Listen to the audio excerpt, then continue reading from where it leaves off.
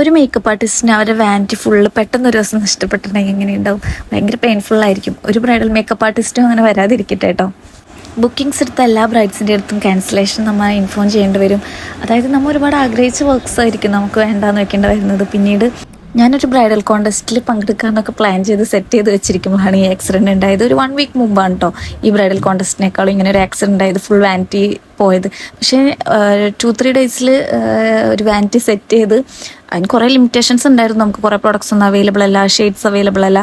എന്നാലും നമ്മൾ അതിൽ പോയി പാർട്ടിസിപ്പേറ്റ് ചെയ്യാൻ പറ്റിയതിൽ ഭയങ്കര ഹാപ്പിയാണ്. അതിൽ നിസാൻ മേക്ക് ഓവേഴ്സ്, ശാലാദി ഭാസ്കർ അവരൊക്കെ ആയിരുന്നു ജഡ്ജസ് ആയിട്ട് വന്നിരുന്നത്. അതായത് നമ്മൾ ഭയങ്കരമായിട്ട് ബ്രൈഡൽ മേക്കപ്പ് ഇൻഡസ്ട്രിയിൽ നിൽക്കുന്നവർക്ക് അറിയാൻ പറ്റുമോ അവരൊക്കെ എത്രത്തോളം നമ്മൾ ഇഷ്ടപ്പെടുന്നുണ്ടെന്ന്, ഇവരുടെ മേക്കപ്പും സ്റ്റൈലിങ്ങും കാര്യങ്ങളൊക്കെ. അപ്പോൾ അവരൊക്കെ കാണാൻ പറ്റി. അതിലൊക്കെ ഭയങ്കര ഹാപ്പിയാണ് കേട്ടോ. ഭയങ്കരമായിട്ട് താങ്ക്സ് പറയുന്നത് ഇലാരിയ ബ്രൈഡൽ ബുട്ടിക്കിനോടാണ്. ഞാൻ എൻ്റെ പ്രൊഡക്ട്സൊക്കെ മിസ്സായിരുന്നുണ്ട്. അപ്പോൾ അവിടുത്തെ സ്റ്റാഫ്സ് എൻ്റെ അടുത്ത് കുഴപ്പമില്ല, പാർട്ടിസിപ്പേറ്റ് ചെയ്യൂ, പ്രൊഡക്ട്സൊക്കെ അവർ തരാമെന്നാണ് പറഞ്ഞത്.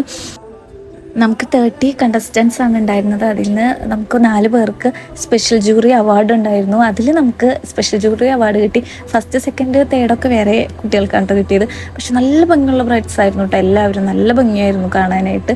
അതിൽ പാർട്ടിസിപ്പേറ്റ് ചെയ്യാൻ പറ്റിയത് തന്നെ ഞാനും ഹർഷയും ഭയങ്കര ഹാപ്പി ആയിരുന്നു കേട്ടോ. ഹർഷ തന്ന സപ്പോർട്ടും കൂടെ ഉള്ളതുകൊണ്ടാണ് ഞാൻ അന്ന് പോയത്. കാരണം ഹെൽത്തൊക്കെ ഭയങ്കര മോശമായിരുന്നു. 1 മന്ത് റെസ്റ്റ് എടുത്ത് കുനിയരുതെന്നൊക്കെയാണ് ഡോക്ടർ പറഞ്ഞിട്ടുള്ളത്. പിന്നെ അങ്ങോട്ട് റെസ്റ്റ് എടുക്കണം.